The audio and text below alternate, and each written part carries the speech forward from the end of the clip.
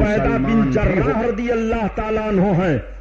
حضرت عبیدہ بن جراح ان 10 صحابیوں میں سے ہیں جن کو ان کی زندگی میں سرکار نے جنت کی بشارت دے دی ہے، جن کو عشرہ مبشرہ کہا جاتا ہے. حضرت عبیدہ بن جراح میدان جنگ میں سرکار کی طرف سے ہیں اور ان کے باپ عبداللہ کافروں کی طرف سے ہیں. میدان جنگ میں حضرت عبیدہ کی تلوار کی چھاؤں میں عبداللہ آ گئے. حضرت عبیدہ نے قتل کر دیا اپنے باپ کو، اور جب اپنے باپ کو قتل کیا لوگوں نے دیکھا تو کہا عبیدہ تیرا باپ عبداللہ. تو حضرت عبیدہ بن جراح کہتے ہیں لا بھی عبداللہ انا عبیدہ بن الجراح، میرا باپ عبداللہ نہیں ہے، میں جراح کا بیٹا ہوں. انہوں نے اپنی نسبت اپنے دادا کی طرف کر دی ہے. ایمان والے کو اتنا بھی گوارا نہیں ہے کہ اپنی نسبت وہ اپنے کافر باپ کی طرف کریں. یہ محبت کا رشتہ ہے، یہ ایمان کا رشتہ ہے. میدان جنگ میں اپنی تلوار سے اپنے باپ کو مارا. حضرت عبیدہ رضی اللہ تعالیٰ عنہ وہ ہیں جن کو امین الامت کہا گیا ہے. اور سنو، آقا کریم صلی اللہ تعالی علیہ وسلم نے فرمایا ابو بکر کیا مشورہ ہے؟ حضرت ابو بکر عرض کرتے ہیں یا رسول اللہ فدیہ لے لے کر کے ان سب کو چھوڑ دیا جائے. چنانچہ یہی مشورہ طے ہوا کہ فدیہ لیا جائے. حضرت عباس کو سرکار نے بلایا، کہا آپ فدیہ دے سکتے ہیں؟ انہوں نے کہا میرے بھتیجے محمد میرے پاس کچھ نہیں ہے. سرکار نے فرمایا کچھ نہیں ہے؟ کہا نہ. سرکار فرماتے ہیں کیوں آپ ہیلا کر رہے ہیں؟ جب آپ اپنے گھر سے چلنے لگے تھے تو آپ نے ام الفضل یعنی چچی کو بلایا تھا اور آپ نے 1000 درہم دیا تھا اور کہا تھا کہ یہ تم چھپا کر کے رکھ لو، میرے تیرے علاوہ کوئی نہیں جانتا. اگر میں میدان جنگ میں مارا گیا تو تمہارے خرچہ کے لیے ہے، اور اگر میں بچ کر کے آیا تو کوئی بات نہیں. بتاؤ صحیح ہے کہ نہیں؟ حضرت عباس کہتے ہیں سرکار کے چچا کی واقعی اس وقت کوئی نہیں تھا، میں نے جان لیا کہ محمد نبی ہیں. اور کیسا علم غیب چاہیے. نبی کونین صلی اللہ تعالی علیہ وسلم نے حضرت عمرو بن عاص سے فرمایا تمہارا فدیہ کیا ہے؟ سرکار نے حضرت زینب اپنی بیٹی کو جو ہار دیا تھا نکاح کے وقت، سرکار کی بیٹی وہی ہار اپنا بھیجوا دیتی ہے. آقا کریم جب دیکھتے ہیں تو آنکھوں میں آنسو آ گئے.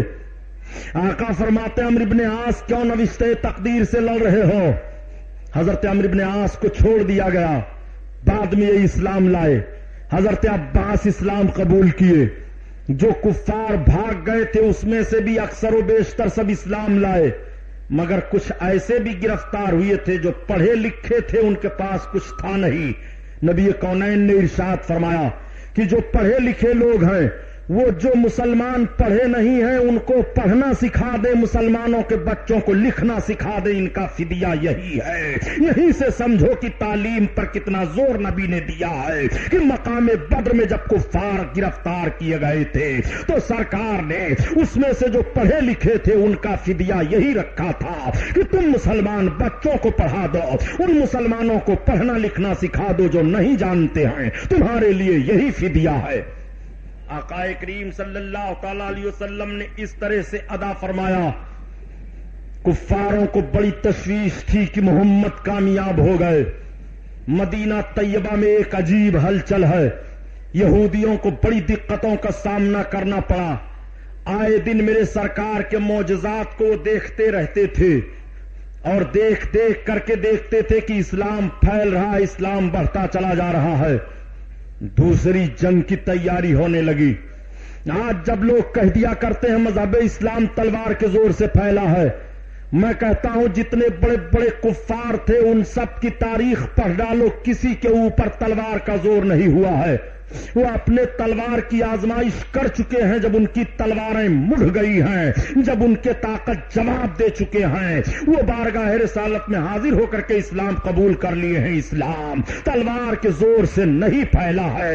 اسلام کے پھیلنے کا حال یہ ہے کہ اسی ہندوستان میں جب سرکار خواجہ غریب نواز آئے، اجمیر شریف سے دلی آئے تو 35,000 لوگوں کو کلمہ پڑھا دیا تھا، اور دلی سے جب اجمیر جا رہے ہیں تو 35,000 کو کلمہ پڑھا دیا تھا. ایک سفر میں غریب نواز نے 70,000 کو کلمہ پڑھا کر کے اسلام میں داخل فرمایا تھا. یہ کہاں کی تلوار ہے جو کلمہ پڑھنے پر مجبور کر رہی ہے؟ یہ کون سی تلوار ہے جس نے کلمہ پڑھایا ہے؟ یہی وجہ ہے کہ کہنا پڑ رہا ہے کہ اسلام نے خون کا احترام کیا ہے. اسلام نے بیجا طور پر کسی کا خون نہیں بہایا ہے. اسلام نے تو اتنا احترام کیا ہے، اتنا احترام کیا ہے کہ نبی کونین فرماتے ہیں مجھے یہ گوارا ہے کہ آسمان گر جائے اور زمین دھس جائے، مگر مجھے یہ گوارا نہیں ہے کہ کسی انسان کا خون زمین پر بہے. پھر یہ تلواریں کیوں چلی ہیں؟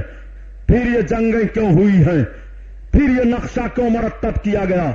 پھر ان سب کو کیوں کاٹا گیا؟ آپ ذرا فطری طور پر سوچ لیجئے. آپ ایک دشمن کو ہر سائڈ سے سمجھانا چاہتے ہیں، آپ رحم و کرم کی چھاؤں میں اس کو لا کر کے رحمت کی برسات میں اس کو نہلانا چاہتے ہیں، لیکن وہ ہے کہ اکڑا ہوا ہے، کسی صورت پر ماننے کے لیے تیار نہیں ہے. آپ کو لامحالہ اپنا وہ کارنامہ بدل کر کے وہ کارنامہ اختیار کرنا پڑے گا جس چیز کو اس کی فطرت چاہ رہی ہے، یعنی اس پر سختی کرنی پڑے گی. مذہب اسلام کی جتنی جنگیں ہوئی ہیں، مذہب اسلام میں جس طرح سے بھی لڑائیاں ہوئی ہیں، وہ مذہب اسلام کے مفاد کے لیے تھی، اپنے مفاد کے لیے. قطعاً یہ جنگیں نہیں تھیں. کفار ہار کر کے گئے، بڑی تشویش ان کو ہو گئی، بڑا تعجب ان کو ہوا. وہ فل تیاری کرنے لگے، مکمل تیاری کرنے لگے کہ اب کی ہم تیاری کر کے ہر حالت میں مدینہ طیبہ پر چڑھائی کریں گے اور مقام بدر کا بدلہ ہم لے کر کے رہیں گے. چنانچہ یہ سب کے سب تیار ہو گئے 3,000 کی جمعیت لے کر کے. پھر یہ دوسری جنگ ہونے جا رہی ہے. آقا کریم صلی اللہ تعالی علیہ وسلم کو اطلاع دی جاتی ہے یا رسول اللہ مدینہ شریف پر چڑھائی کفاران مکہ کر رہے ہیں. یا رسول اللہ بڑی بھیانک جنگ کی نوعیت سامنے آنے والی ہے. نبی کونین نے اپنے چاہنے والوں کا جائزہ لیا. آقا کریم صلی اللہ تعالی علیہ وسلم نے جائزہ لیا تو 1,000 کی جمعیت تیار ہو گئی. ایک طرف 3,000 ہیں، ادھر 1,000 کی جمعیت ہے. سرکار نے خفیہ ایجنسی کو بھیجا کہ پتہ لگاؤ وہ کہاں آ کر کے ٹھہرے ہیں. پتہ چلا کہ بالکل مدینہ شریف کے قریب آ گئے ہیں، مقام احد میں. یہ وہی احد ہے جہاں پر حاجی لوگ زیارت کرنے کے لیے جاتے ہیں. مدینہ شریف سے چند کلومیٹر کی دوری پر مقام احد ہے. آقا کریم صلی اللہ تعالی علیہ وسلم اپنے جانثاروں کو اکٹھا کرتے اور اکٹھا کر کے لے کر کے نکلے. سرکار تھوڑی دور چلے تھے کہ تب تک ایک منافق عبداللہ ابن ابی سامنے آیا. اس نے کہا محمد آپ اپنے بعد نبوت کی جانشینی ہمیں دیجئے تو میں آپ کا ساتھ دوں گا. نبی کونین صلی اللہ علیہ وسلم نے فرمایا یہ تو کیا کر رہا ہے؟ اس نے کہا اگر آپ یہ اقرار نہیں کرتے ہیں تو میں آپ کا ساتھ نہیں دوں گا. سرکار نے فرمایا مجھے تیرے ساتھ کی کوئی ضرورت نہیں ہے. وہ مردود اپنے حوالیوں موالیوں کو لے کر کے اس میں سے نکل گیا. جتنے منافقین تھے، جتنے اس طرح جنگ سے بھاگنے والے تھے، وہ سب کے سب نکل گئے. مختصر جماعت میرے آقا صلی اللہ علیہ وسلم کے جانثاروں کی بچتی ہے. تعداد 700 کی بتائی جا رہی ہے. 1700 لوگ چل رہے تھے. 1,000 کی جمعیت کا معاملہ تھا، لیکن میرے آقا صلی اللہ علیہ وسلم اب صرف 700 کو لے کر کے آگے بڑھ رہے ہیں. مقام احد میں سرکار بھی پہنچے. سرکار دو عالم صلی اللہ تعالی علیہ وسلم نے احد پہاڑی کے درمیان اپنے خیموں کو لگوانا شروع کیا. میرے آقا نے پہاڑیوں کا جائزہ لیا. جن حاجیوں نے احد کو دیکھا ہے تو احد کے میدان میں ایک چھوٹا سا پہاڑ ہے جو تھوڑا سا اونچا دکھائی دے رہا ہے. اس کے پورب سائٹ میں کفاران نے اپنے خیموں کو لگانا شروع کیا، اور جس طرف سے پہاڑی کا درہ پایا جاتا ہے نبی کونین نے ادھر اپنے جانثاروں کے خیموں کو لگوانا شروع کیا. سرکار نے پہاڑی کا جائزہ لیا. جائزہ لینے کے بعد آقا ارشاد فرماتے ہیں دیکھو یہ درہ ہے پہاڑی کا، 50 تیر انداز یہاں فٹ ہو جاؤ. تمام مجاہدین کو شکست ہو یا فتح ہو، تم لوگ جب تک میں نہ کہوں گا اپنی جگہ سے ہٹنا نہیں۔ صحابہ کی 50 نفری جماعت کو آقا نے متعین فرما دیا، سارے لوگ تیر لے کر کے کھڑے ہو گئے۔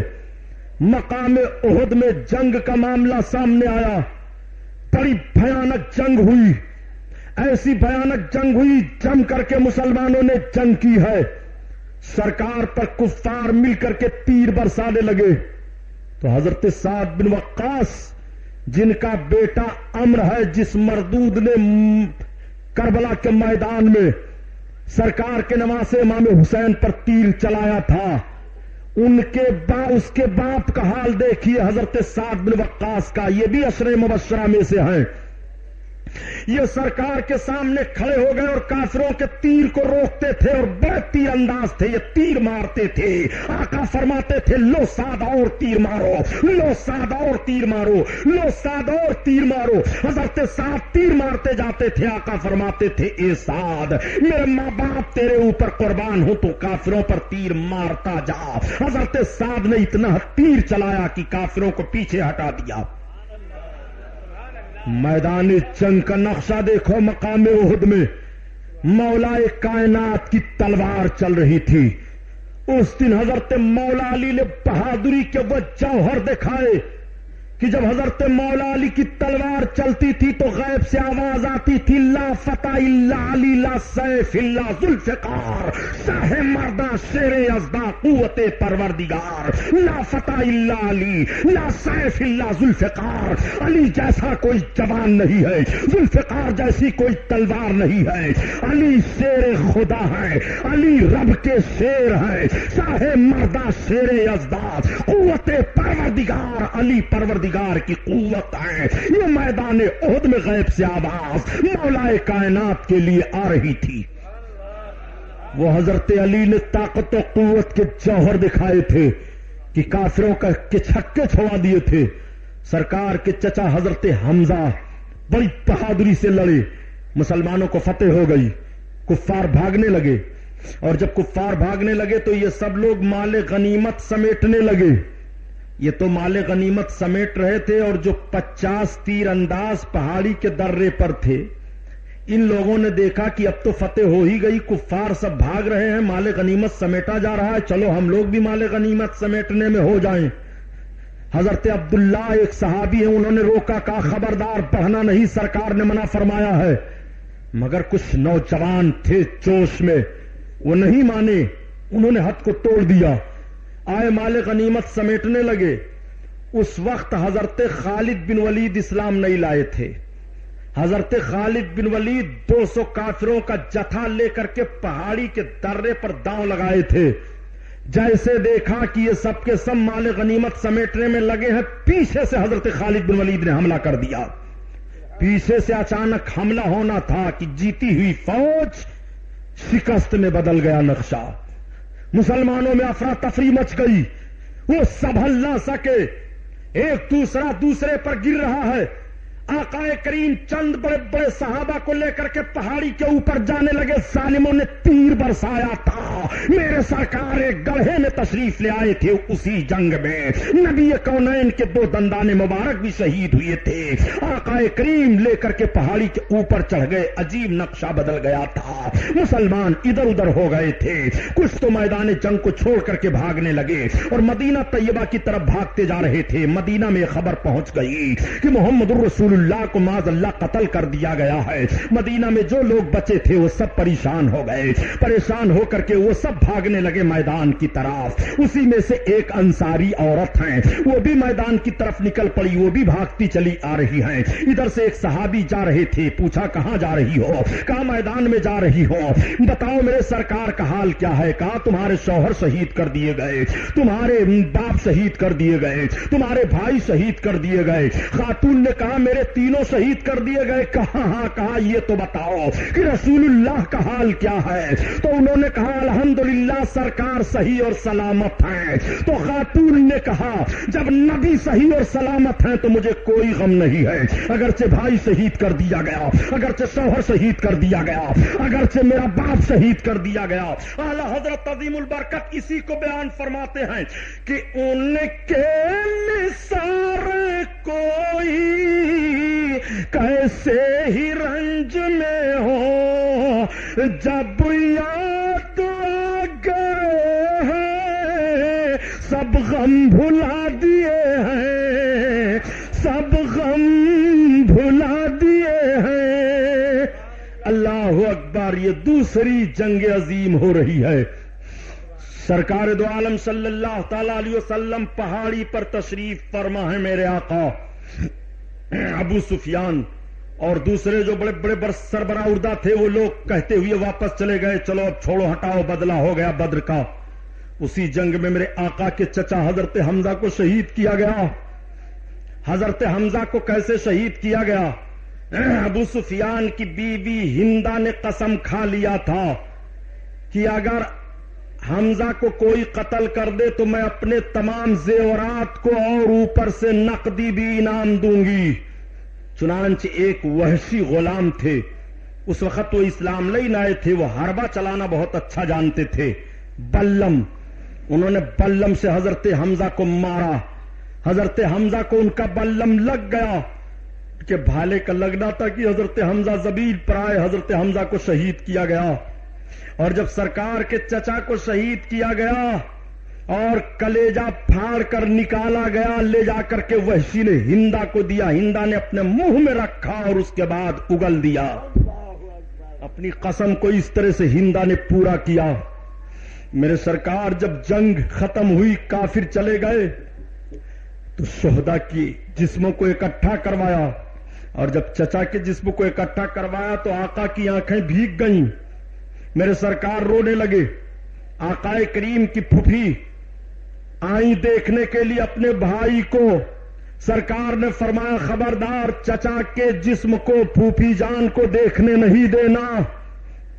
روک دیا گیا تھا. کفن کا حال کیا تھا جانتے ہو؟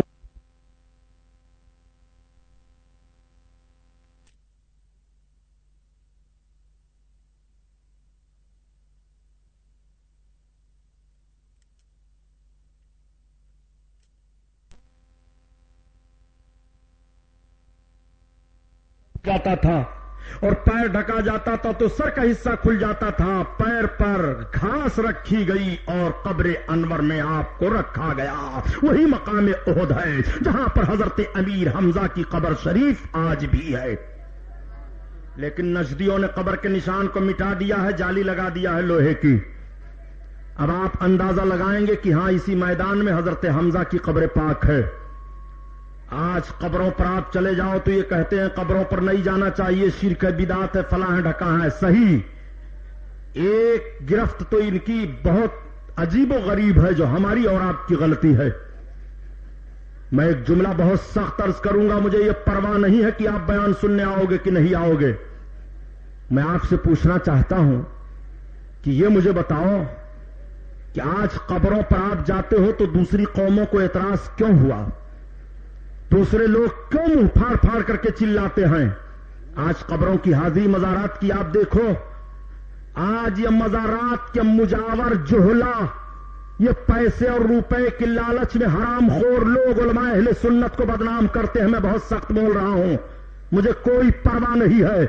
عورت جب کسی مزار پر جانے کے لیے اپنے گھر سے قدم نکالتی ہے تو قدم قدم پر فرشتوں کی لعنت ہوتی ہے اور صاحب مسجد کی لعنت ہوتی ہے. مجھے تعجب ہے کہ اتنی سختی سے مزاروں پر عورتوں کو جانے کے لیے روکا گیا ہے, مگر ہر مزار پر عورت کی بھیڑ لگی ہوئی ہے. ہر مزار پر عورتوں کے پشت پر مورچھل مارے جا رہے ہیں. یہ جوہلا مجاوروں کے کرتوت کو لے کر کے سنیوں پر اعتراض کیا جاتا ہے اور اعلی حضرت کو تعلق سے اعتراض کیا جاتا ہے. میں پوچھتا ہوں, اعلی حضرت تمہارے باپ کے غلام ہیں کہ قوالی تم کرو, عورتوں کو مزار پر تم بھیجو, لوبان تم سنگاؤ, اگربتی کا معاملہ تم رکھو, تعزیہ داری کا معاملہ تم رکھو, خرافات تم کرو, ڈھول تاشا تم پیٹو, اور بدنام اعلی حضرت کو کیا جاتا ہے.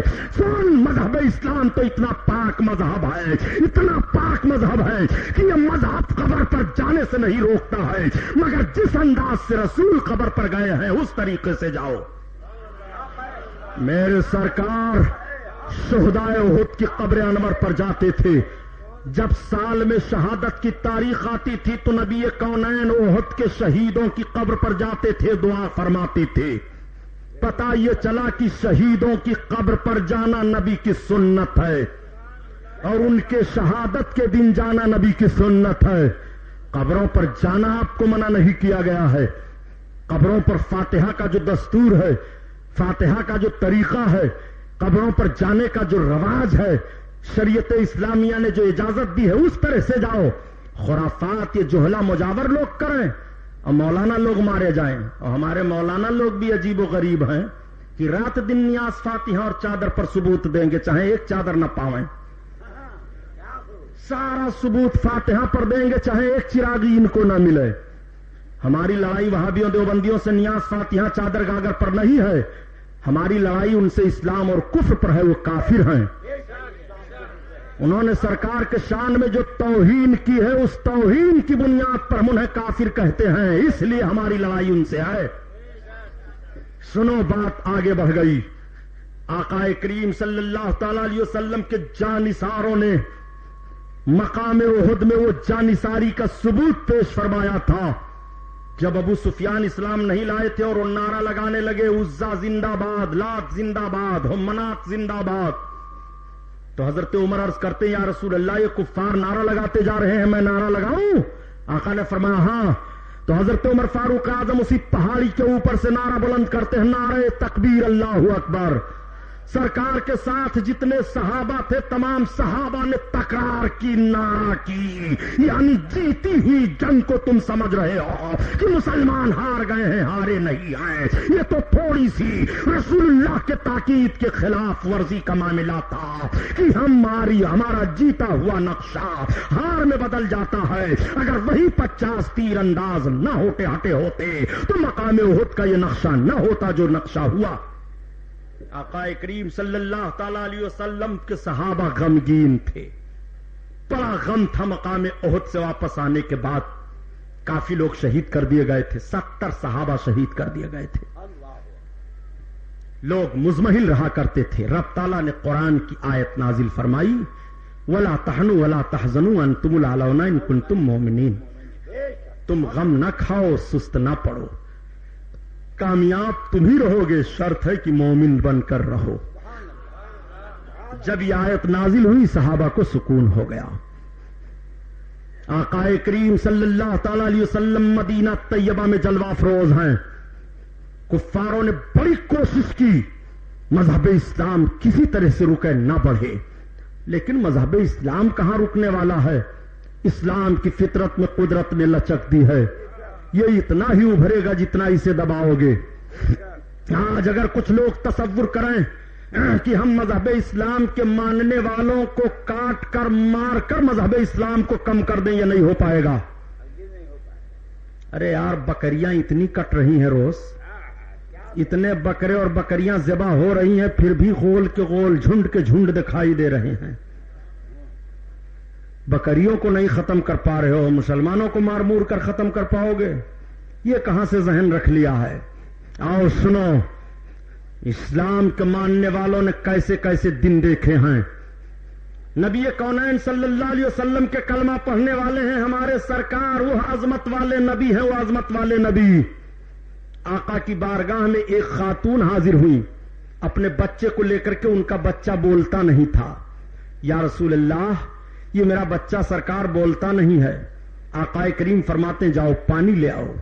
جب وہ پانی لے کر کے آئیں تو سرکار نے پانی اپنے منہ میں لیا، کلی فرمایا. سرکار نے فرمایا اس کے منہ میں ڈال دو. جیسے اس کے منہ میں ڈالا وہ بچہ بولنے لگا. ایک عورت اپنے بچے کو لے کر کے آئی، یا رسول اللہ یہ میرا بچہ گوں گوں کرتا ہے، گونگا ہے. سرکار نے فرمایا لاؤ قریب لاؤ. آقا کریم صلی اللہ علیہ وسلم نے اپنے دست نبوت کو اس کے سینے پر پھیرا. اس بچے نے ایک کالی چیز قے کی، اس کے بعد اس کی آواز صاف ہو گئی. سرکار کی بارگاہ میں جو جو ضرورتیں صحابہ کو پڑتی ہیں اس درمیان میں ان ضرورتوں کو بھی آقا کریم کی بارگاہ ہی میں حاضر ہوتے ہیں پوری ہونے کے لیے. زندگی کے جتنے لوازمات کی ضرورت پڑتی ہے سب چلو نبی کی بارگاہ میں. بیمار ہو نبی کی بارگاہ میں چلو, گھر نہیں ہے نبی کی بارگاہ میں چلو, یہ ضرورت ہے نبی کی بارگاہ میں چلو, وہ ضرورت ہے نبی کی بارگاہ میں چلو. آقا کریم صلی اللہ تعالی علیہ وسلم ہر چیز کو تعلیم امت کے لیے نبھا رہے ہیں. میرے سرکار نے بڑی سختی سے منع فرمایا کہ کوئی کسی کی چغلی نہ کیا کرے. آج کس طرح سے چغل خوری کا معاملہ ہے, آج کیسے چغلیاں کی جاتی ہیں, آج کیسے غیبت کی جاتی ہے. نبی کریم صلی اللہ علیہ وسلم تشریف فرما تھے, تب تک ایک عورت آئی اپنی کسی ضرورت سے سرکار کی بارگاہ میں, عرض کرتی ہیں یا رسول اللہ میری یہ ضرورت ہے. اور جب وہ عرض کر کے سرکار کی بارگاہ سے جانے لگی تو ام المومنین حضرت عائشہ بیٹھی ہوئی تھی. وہ عرض کرتی ہیں یا رسول اللہ یہ عورت کتنی موٹی ہے. سرکار نے فرمایا عائشہ اپنی زبان کو روکو, یہ غیبت ہے غیبت.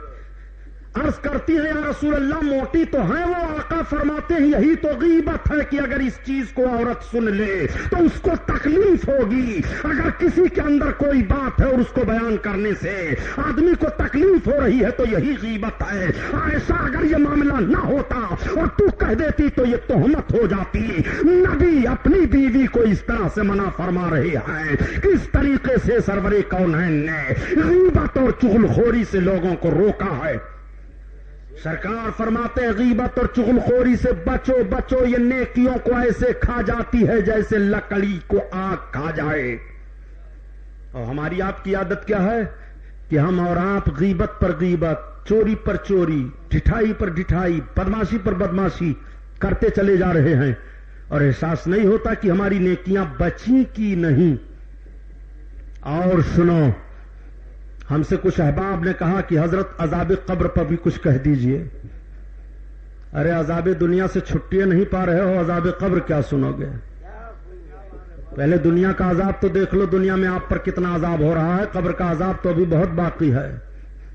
قبر کا عذاب تو معمولی معمولی گناہ سے ہوگا اور بڑے بڑے پاپ کرتے چلے جا رہے ہو, احساس نہیں ہو رہا ہے. کھڑے ہو کر کے موتتے ہیں بیچارے, لا حول ولا قوت الا باللہ. اتنی بے حیائی پھیلی ہوئی ہے, استغفر اللہ. ہم جا رہے تھے کانپور جلسہ میں, تو اناؤ اور کانپور کے بیچ میں ایک جگہ ہے حافظ صاحب نواب گنج, تو وہاں بس رکی. تو یہ ہوا کہ اچھا ٹائم ملا, عصر کی نماز پڑھ لیں. عصر کی نماز ہم ادا کر کے ہم بھی بڑھے ہوٹل کی طرف کی, کچھ ہم بھی چائے وائے پی لیں. تو دیکھتا کیا ہوں کہ جتنے بس میں تھے وہ سب کھڑے ہو کر کے نلی کھولے ہوئے ہیں. نگاہ پڑی تو مجھے تعجب ہوا. ہم نے کہا یہ بالکل پاگل ہیں سب, اس میں کوئی مسلمان نہیں ہے. ذہن میں ایک بات گئی کہ بھئی دوسرے لوگ ہوں تو چلو, وہ تو چاہے کھڑے ہو کر موتیں, چاہے لیٹ کر موتیں, چاہے الٹے موتیں, چاہے سیدھے موتیں, ان کے تو موتنے کی باتیں الگ ہے. لیکن کیا اس میں کوئی مسلمان نہیں ہے؟ تو جو ہوٹل پر پکوڑی سموسا دیتا تھا وہ بھی گیا, اپنا دھاگا ادھر سرکایا, نیکر کھولا, موتنے لگا, ویسے باندھتے ہوئے آیا, پکوڑی لگانے لگا. تو واپس ہم چلے آئے تو ایک صاحب نے کہا کیوں مولانا صاحب آپ کچھ نہیں کھائیں گے؟ ہم نے کہا نہیں, میرا پیٹ بھر گیا. یہ حال ہے ان گندھوروں کا. اب آپ لوگ بھی ہو ایسے گندھورے, ہوٹل پر کھاتے پیتے بھی ہو. سنو, پیشاب کے چھینٹوں سے بچو. آقا فرماتے ہیں کہ عذاب قبر پیشاب کے چھینٹوں سے نہ بچنے والوں کے لیے ہے. میرے سرکار تشریف لے جا رہے ہیں. سرکار نے 2 قبر والوں کو دیکھا. آقا فرماتے ہیں صحابی سے لاؤ کھجور کی ترشاخ لاؤ. کھجور کی ایک ترشاخ دی گئی, ہری ٹہلی. سرکار نے اس کا 2 حصہ کیا, ایک ایک قبر پر رکھ دیا, ایک ایک قبر پر رکھ دیا. آقا نے فرمایا جانتے ہو اس قبر میں چغل خور ہے اور اس قبر میں ایک ہے جو پیشاب کے چھینٹے سے نہیں بچتا تھا. اس معمولی گناہ کی بنیاد پر ان دونوں پر عذاب ہو رہا ہے. اب میں نے کھجور کی ٹہنیوں کو رکھ دیا ہے, جب تک یہ ٹہنیاں ہری رہیں گی, رب کی تسبیح و تحلیل کریں گی, ان کا عذاب کم ہو جائے گا. یہ حدیث شریف ہے, مشکات میں ہے, مشکات میں. اب ذرا نبی کی نبوت والی نگاہ دیکھو. میرے سرکار قبر کے اندر عذاب ہو رہا ہے, دیکھ رہے ہیں. آقا کریم صلی اللہ تعالی علیہ وسلم عذاب قبر کو ملاحظہ فرما رہے ہیں اور بتا رہے ہیں ایک پیشاب کے چھینٹے سے نہیں بچتا تھا عذاب پا رہا ہے، اور دوسرا چغلخوری کیا کرتا تھا قبر میں عذاب پا رہا ہے۔ لیکن ایک سوال ہی بڑا بھیانک ہوتا ہے دیوبندیوں کی طرف سے کہ جب آپ کے رسول اتنے ہی قابل ہیں تو تر ٹہنی توڑ کر رکھنے کی ضرورت کیا تھی؟ ویسے ہی چلے گئے تھے، کھڑے ہو گئے تھے، دعا کر دیتے عذاب کم ہو جاتا ہے نا سوال؟ اے بھائی وہ سوال پر سوال کرتے رہتے ہیں، پھلجھڑی چھوڑ دیتے ہیں، بس آپ اسی میں پریشان رہتے ہو، پھلجھڑی چھوڑتے ہیں۔ یہ نجد کی بدماش اولادوں کے ذہن و فکر کو کیا کہا جائے؟ سنو، میرے سرکار صلی اللہ تعالی علیہ وسلم کھڑے ہو جاتے اور میرے آقا کے کھڑے ہونے سے ہی عذاب کم ہوا تو انہی دونوں قبروں کے لوگوں کا عذاب کم ہوتا، مگر نبی پر شاخ کو رکھ دے رہے ہیں تعلیم امت کے لیے، تاکہ تم جن جن قبروں پر تر چیزوں کو رکھو گے یہ تر چیزیں تسبیح و تحلیل کرتی رہیں گی۔ اگر صاحب قبر عذاب والا ہے تو اس کے عذاب میں کمی ہو جائے گی، اور ثواب والا ہے تو اس کے درجات بلند ہوتے رہیں گے۔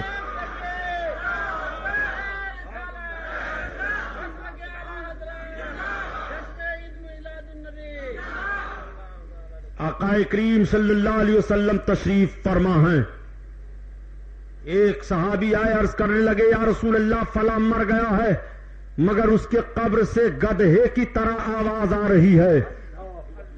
آقا کریم صلی اللہ علیہ وسلم فرماتے ہیں وہ اپنے ماں کا نافرمان تھا۔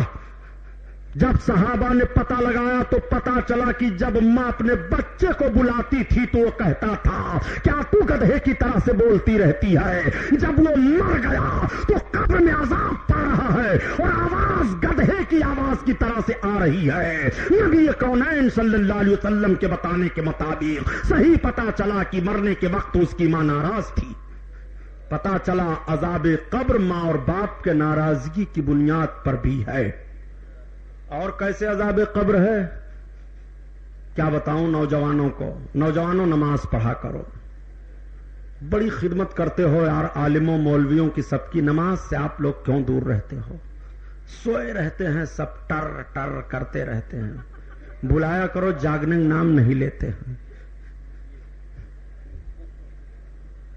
سنو، رو، اپنے گناہوں پر معافی مانگو، رب کی بارگاہ میں رو، نماز پڑھو، نماز جان بوجھ کر کے نہ چھوٹنے پائے۔